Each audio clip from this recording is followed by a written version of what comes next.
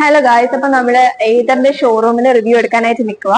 അപ്പൊ നമ്മൾ ഏതറിന്റെ 450യും റിസ്റ്റയും കുറച്ചിട്ട് നമ്മൾ മാക്സിമം അതിന്റെ കണ്ടന്റ് ഷെയർ ചെയ്യാൻ വന്നേക്കുക. അപ്പൊ നമുക്ക് സ്നേഹയെ ഫീച്ചേഴ്സ് പറയാനായിട്ട് വിളിക്കുന്നത്. സ്നേഹ, നമ്മുടെ ഏതറിന്റെ ഫീച്ചേഴ്സും ഡിഫറൻസസും ഒന്ന് എക്സ്പ്ലെയിൻ ചെയ്ത് തരാമോ? ഫീച്ചേഴ്സ് എന്ന് പറയുമ്പോഴത്തേക്കും നമ്മുടെ 450ക്കകത്ത് നമുക്ക് 4 മോഡാണ് വരുന്നത്. 4 മോഡ് എന്ന് പറയുമ്പോഴത്തേക്കും നമുക്ക് വരുന്ന സ്മാർട്ട് എക്കോ എന്ന് പറയുന്ന ഒരു മോഡ് വരുന്നുണ്ട്. അതുപോലെ തന്നെ റൈഡ് എന്ന് പറയുന്ന ഒരു മോഡ് വരുന്നുണ്ട്. സ്പോട്ട് എന്ന് പറയുന്ന ഒരു മോഡ് വരുന്നുണ്ട്. ഇത് ബേസ് വേരിയന്റിനകത്താണ് ഈ 3 മോഡ് വരുന്നത്. പക്ഷെ അതല്ലാതെ നമുക്ക് ഇതിന്റെ മിഡ് വേരിയന്റും ടോപ്പ് വേരിയന്റും ഉണ്ട്. അതായത് 450യുടെ തന്നെ XLR വരുന്നുണ്ട്, XHR വരുന്നുണ്ട്. XLR എന്ന് പറയുന്നതാണ് മിഡ് വേരിയന്റ് എന്ന് പറയുന്നത്. മിഡ് വേരിയന്റിലും സെയിം നമുക്ക് മോഡ് എന്ന് പറയുന്നത് നമുക്ക് വാപ്പ് എന്ന് പറയുന്ന ഒരു മോഡാണ് വരുന്നത്. അതായത് സ്മാർട്ട് എക്കോ വരുന്നുണ്ട്, റൈഡ് വരുന്നുണ്ട്, സ്പോട്ട് വരുന്നുണ്ട്, വാപ്പ് എന്ന് പറയുന്ന മോഡ് വരുന്നുണ്ട്. പിന്നെ നോർമലി നമുക്ക് ഇതിൽ വരുന്ന ഫീച്ചേഴ്സിൽ വരുന്നത് ബെസ്റ്റ് ഫീച്ചർ എന്ന് പറയുന്നത് ഒപ്റ്റിമൈസ്ഡ് ചാർജിങ് ആണ്. അതായത് നമ്മൾ നൈറ്റ് ചാർജ് ചെയ്യുന്ന ടൈമിൽ നമുക്കൊരു 6 മണിക്കൊക്കെ കൊണ്ട് വണ്ടി ചാർജ് ചെയ്യാൻ പറ്റുമോ എന്ന് വിചാരിക്കാം നൈറ്റ്. അതിനുശേഷം നമുക്കൊരു 1 മണി, അതായത് ഒരു നൈറ്റ് 1 മണിക്ക് ശേഷം നമുക്ക് ചാർജിങ്. സ്നേഹ, റിസ്റ്റയുടെയും 450യുടെയും ഡിഫറൻസ് ഒന്ന് വേർതിരിച്ച് പറഞ്ഞു. ഡിഫറൻസ് എന്ന് പറയുന്നതെന്ന് വെച്ച് കഴിഞ്ഞാൽ നമുക്ക് റിസ്റ്റ എന്ന് പറയുന്നത് പുതിയ മോഡലാണ്. അത് നമുക്ക് ഫാമിലി ഓറിയന്റഡ് ആയിട്ടാണ് അത് കൂടുതലും ഇറക്കിയിട്ടുള്ളത്. അതായത് ഫാമിലിക്കാണ് കൂടുതൽ പ്രിഫറൻസ് കൊടുത്തിട്ടുള്ളത്. അതിന് കാരണം എന്ന് വെച്ച് കഴിഞ്ഞാൽ നല്ല സ്പേഷ്യസ് ആയിട്ടാണ് സീറ്റ് ചെയ്തേക്കുന്നത്. അതുപോലെ തന്നെ ബൂട്ട് സ്പേസും നമുക്ക് അതുപോലെ 34 ലിറ്റർ കപ്പാസിറ്റി വരുന്നുണ്ട് ബൂട്ട് സ്പേസ്. പിന്നെ നമുക്ക് സ്പേഷ്യസ് ആയിട്ടുള്ള ഫ്ലോർ ബോർഡ് വരുന്നുണ്ട്. പിന്നെ വരുന്ന ഫീച്ചർ എന്ന് വെച്ചാൽ ഇതിന്റെ മെയിൻ സ്പെഷ്യൽ ആയിട്ടുള്ള ഫീച്ചർ എന്ന് വെച്ചാൽ മാജിക് ട്വിസ്റ്റ് ആണ്. മാജിക് ട്വിസ്റ്റ് എന്ന് പറഞ്ഞു കഴിഞ്ഞാൽ സ്നേഹ, റിസ്റ്റയുടെ മൈലേജിന്റെ കാര്യങ്ങളൊന്ന് വേർതിരിച്ചു. മൈലേജ് എന്ന് പറയുമ്പോഴത്തേക്കും നമുക്ക് റിസ്റ്റയുടെ ടോപ്പ് മോഡലിന് വന്നിട്ട് 125 കൺഫേം കിട്ടുന്ന മൈലേജ്. അതില് നമുക്ക് കമ്പനി 159 പറയുന്നുണ്ട്, പക്ഷെ നമുക്ക് കൺഫേം 165 കിട്ടും. അത് നമുക്ക് സ്മാർട്ട് എക്കോ എന്ന് പറയുന്ന മോഡിലാണ്. അതായത് റിസ്റ്റയ്ക്ക് 2 മോഡാണ് ഉള്ളത്. നമ്മൾ 450ക്ക് നേരത്തെ പറഞ്ഞതുപോലെ, നേരത്തെ 4 മോഡ് പറഞ്ഞതുപോലെ റിസ്റ്റയ്ക്ക് 2 മോഡാണ് ഉള്ളത്. 2 മോഡ് എന്ന് പറയുമ്പോഴത്തേക്കും ഒന്ന് സ്മാർട്ട് എക്കോയും ഒന്ന് സിപ്പ് മോഡുമാണ്.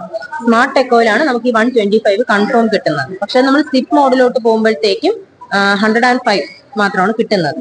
അതാണ് റേഞ്ച് തമ്മിൽ വ്യത്യാസം വരുന്നത്. എന്ന് പറയുന്നതിൽ സ്മാർട്ട് എക്കോയിൽ നമുക്ക് അതിന്റെ ടോപ്പ് വേരിയന്റ് വരുന്നത് 110 കൺഫേം കിട്ടുന്ന റേഞ്ച്.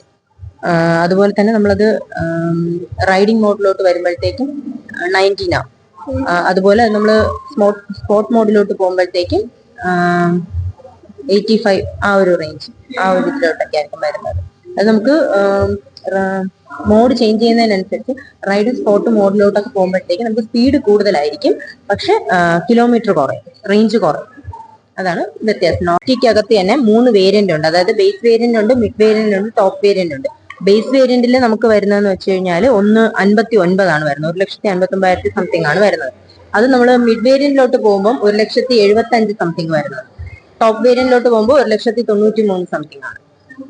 അങ്ങനെയാണ് വരുന്നത്. പിന്നെ റിസ്റ്റയിലോട്ട് വരുമ്പോഴത്തേക്കും റിസ്റ്റയുടെ ബേസ് മോഡലിന് നമുക്ക് സ്റ്റാർട്ട് ചെയ്യുന്നത് 139 അത് മിഡ് വേരിയന്റിലോട്ട് വരുമ്പോഴത്തേക്കും നമുക്ക് 159 വരും.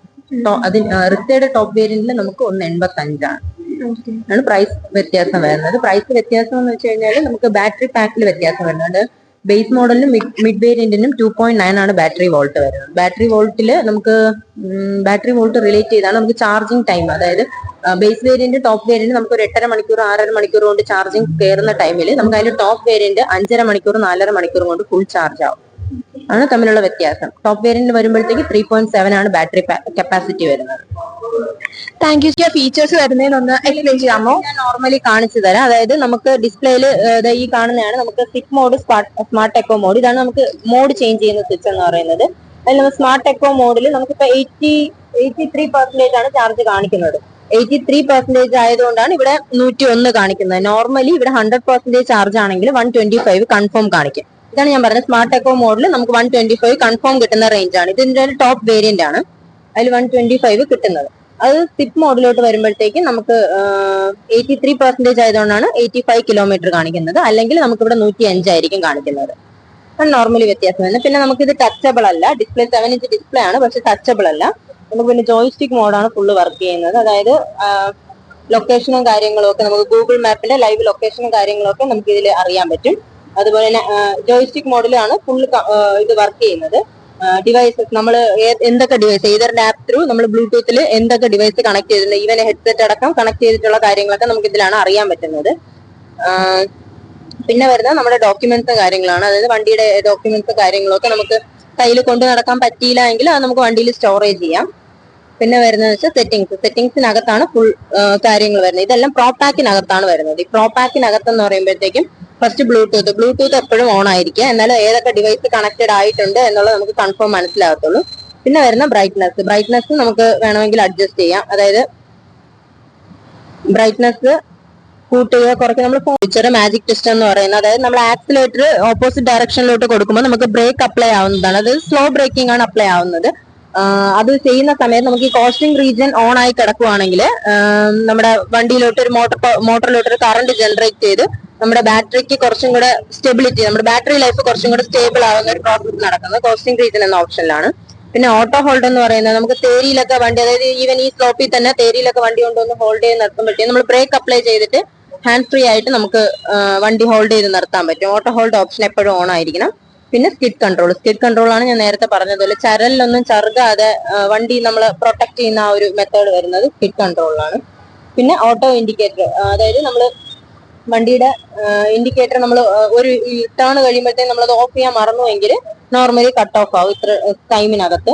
പിന്നെ ഗൈഡ് മീ ഹോം ലൈറ്റ് എന്ന് പറയുന്നത് അതിന്റെ സ്പെഷ്യൽ ഒരു ഫീച്ചറാണ്. അതായത് നമുക്ക് നമ്മൾ വണ്ടി കൊണ്ട് നൈറ്റ് ആയിരിക്കും വീട്ടിൽ വരെ ഒരുമിച്ച് കൊണ്ടുപോകാനുള്ള ഒരു ഓപ്ഷനാണ് സ്റ്റോറേജ് ഓർഗനൈസർ വരുന്നത്. പിന്നെ ബൂട്ട് സ്പേസിനകത്ത് വരുമ്പോഴത്തേക്ക് 34 ലിറ്റർ ആണ് കപ്പാസിറ്റി. അതിൽ 32 ലിറ്റർ ബൂട്ട് സ്പേസും 2 ലിറ്റർ പോക്കറ്റ് സ്പേസും ആണ് വരുന്നത്. അതായത് നമ്മൾ കീയും കാര്യങ്ങളൊക്കെ ഹോൾഡ് ചെയ്യാനായിട്ട് ടോട്ടൽ 34 ലിറ്റർ ആണ് ബൂട്ട് സ്പേസ് കപ്പാസിറ്റി വരുന്നത്.